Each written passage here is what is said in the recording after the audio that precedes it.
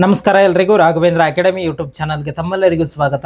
ಇವತ್ತಿನ ವಿಡಿಯೋದಲ್ಲಿ ನೀವೇನಾದರೂ SSC CHSL ಹುದ್ದೆಗೆ ಅರ್ಜಿಯನ್ನು ಸಲ್ಲಿಸಿದ್ರೆ ಅಥವಾ ಬೇರೆ SSC ಒಳಗೆ ಯಾವುದಾದ್ರೂ ಹುದ್ದೆಗೆ ಅರ್ಜಿಯನ್ನು ಸಲ್ಲಿಸಿದ್ರೆ ನಿಮಗೆ ನಿನ್ನೆಯಿಂದ ಸ್ಲಾಟ್ ಬುಕ್ಕಿಂಗ್ ಅಂದರೆ ನಿಮ್ಮದು ಪರೀಕ್ಷಾ ದಿನಾಂಕ ಪರೀಕ್ಷಾ ಕೇಂದ್ರವನ್ನು ಸೆಲೆಕ್ಟ್ ಮಾಡೋಕ್ಕೆ ನಿಮಗೊಂದು ಆಪ್ಷನ್ ಬಿಟ್ಟಿದ್ದಾರೆ. ಆದರೆ ಅದನ್ನು ಓಪನ್ ಮಾಡಬೇಕು ಅಂದರೆ ನಮಗೆ ID ಬೇಕು ಮತ್ತು ಪಾಸ್ವರ್ಡ್ ಬೇಕು. ಒಂದಿಷ್ಟು ಜನರ ಹತ್ರ ID ಇದೆ, ಪಾಸ್ವರ್ಡ್ ಇಲ್ಲ. ಒಂದಿಷ್ಟು ಜನರಿಗೆ ಐಡಿನೂ ಗೊತ್ತಿಲ್ಲ, ಪಾಸ್ವರ್ಡನ್ನು ಗೊತ್ತಿಲ್ಲ, ಮರೆತಿರ್ತಾರೆ. ಹೀಗಾಗಿ ಇವತ್ತಿನ ವಿಡಿಯೋದಲ್ಲಿ SSC ಅವ್ರದ್ದು ID ಯಾವ ಥರ ತೆಗೆದುಕೊಳ್ಳೋದು, ಪಾಸ್ವರ್ಡ್ ಯಾವ ಥರ ತೆಗೆದುಕೊಳ್ಳೋದು ಎಂಬುದನ್ನು, ರಿಸೆಟ್ ಪಾಸ್ವರ್ಡ್ ಹೊಸದಾಗಿ ನಾವು ಯಾವ ಥರ ಇಟ್ಕೊಳ್ಳೋದು ಎಂಬುದನ್ನು ಇವತ್ತಿನ ವಿಡಿಯೋದಲ್ಲಿ ಸಂಪೂರ್ಣವಾಗಿ ತಿಳಿಸ್ಕೊಡ್ತಾ ಹೋಗ್ತೇನೆ.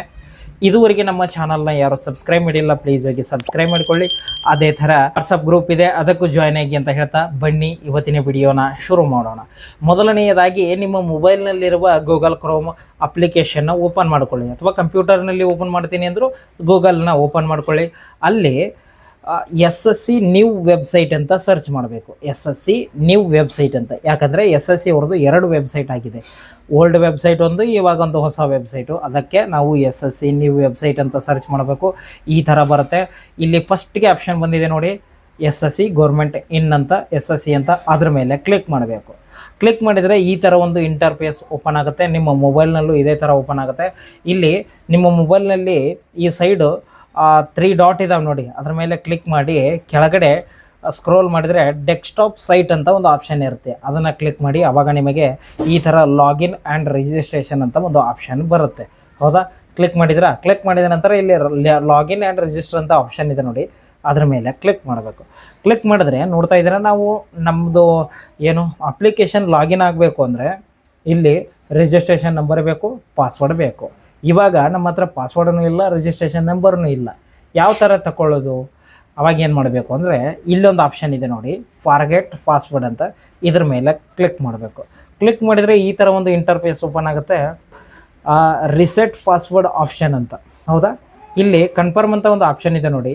ನಿಮ್ಗೆ ಏನು ಬರುತ್ತೆ ಅಂದರೆ get verification code on email or mobile number or security questions. 3 ನಿಮ್ಮದು ಒಂದಾದರೂ ಇರಬೇಕು. ಏನು, ಒಂದು ಮೊಬೈಲ್ ನಂಬರ್ಗೆ ಮತ್ತು ಇಮೇಲ್ ಐಡಿಗೆ 2 ಒಂದು ಮೆಸೇಜ್ ಬರುತ್ತೆ. ಅದಾದ ನಂತರ ಒಂದು ಸೆಕ್ಯೂರಿಟಿ ಕ್ವಶನ್ ನೀವು ಏನಾದರೂ ಇಟ್ಟಿದ್ದರೆ ಅದನ್ನು ಹಾಕಬೇಕು. ಈ ಥರ ಕನ್ಫರ್ಮ್ ಅಂತ ಕ್ಲಿಕ್ ಮಾಡಿ. ಕ್ಲಿಕ್ ಮಾಡಿದರೆ ಈ ಥರ ಒಂದು ಇಂಟರ್ಫೇಸ್ ಓಪನ್ ಆಗುತ್ತೆ. ರಿಸೆಟ್ ರಿಜಿಸ್ಟ್ರೇಷನ್ ID ಅವ್ರ ಪಾಸ್ವರ್ಡ್ ಅಂತ. ಅವಾಗ ಏನು ಮಾಡಬೇಕು ಅಂದರೆ ಫಸ್ಟು ನಿಮ್ಮ ಡೇಟ್ ಆಫ್ ಬರ್ತ್ ಕೇಳುತ್ತೆ, SSLC marks card, mobile number ಅಥವಾ ಇಮೇಲ್ ಐಡಿಯ ಒಂದು OTP. ಇಷ್ಟಾದರೆ ಸಾಕು, ನಿಮಗೆ ಏನೋ ID ಮತ್ತು ಪಾಸ್ವರ್ಡ್ ಬರುತ್ತೆ. ಯಾವ ಥರ? ಇಲ್ಲಿ ಮೊದಲು ಡೇಟ್ ಆಫ್ ಬರ್ತ್ನ ಹಾಕಬೇಕು. ನಿಮ್ಮದು ಡೇಟ್ ಆಫ್ ಬರ್ತ್ ಹಾಕಿ ನಂತರ 10th ಎಜುಕೇಷನಲ್ ಬೋರ್ಡ್ ನೇಮ್, ಅಂದರೆ ನೀವು ಕರ್ನಾಟಕದಲ್ಲಿ ಪಾಸಾಗಿರ್ತೀರಲ್ವ, ಹೀಗಾಗಿ ಅದರ ಮೇಲೆ ಕ್ಲಿಕ್ ಮಾಡಿ ಇಲ್ಲಿ ಹಾಗೆ ಸ್ಕ್ರೋಲ್ ಮಾಡಬೇಕು. ಇದರಲ್ಲಿ ಕರ್ನಾಟಕ ಬೋರ್ಡ್ ಅನ್ನು ಹುಡುಕಬೇಕು. ಇಲ್ಲಿದೆ ನೋಡಿ, Karnataka secondary education examination board. ಇದನ್ನು ಸೆಲೆಕ್ಟ್ ಮಾಡ್ಕೋಬೇಕು. ಸೆಲೆಕ್ಟ್ ಮಾಡ್ಕೊಂಡ ನಂತರ ಇಲ್ಲಿ ಮೊಬೈಲ್ ನಂಬರ್ ಆದರೂ ಹೊಡೀರಿ ಅಥವಾ ಇಮೇಲ್ ID ಆದರೂ ಹೊಡೀರಿ. ಫಸ್ಟು ಡೇಟ್ ಆಫ್ ಬರ್ತ್ನ ಎಂಟರ್ ಮಾಡಿರಬೇಕು.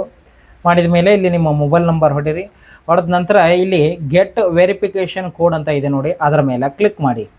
ನೋಡ್ತಾ ಇದ್ದೀರಾ, ಇಲ್ಲಿ ನೀವು ಯಾವ ಮೊಬೈಲ್ ನಂಬರ್ನ ಎಂಟರ್ ಮಾಡಿರ್ತೀರಾ ಆ ಮೊಬೈಲ್ ನಂಬರ್ನ ತೋರಿಸುತ್ತೆ. ಇಲ್ಲಿ ಕೆಳಗಡೆ OTP ಎಂಟರ್ OTP ಅಂತ ಆಪ್ಷನ್ ಇರುತ್ತೆ. ನಿಮ್ಮ ಮೊಬೈಲ್ ನಂಬರ್ಗೆ ಒಂದು OTP ಬರುತ್ತೆ.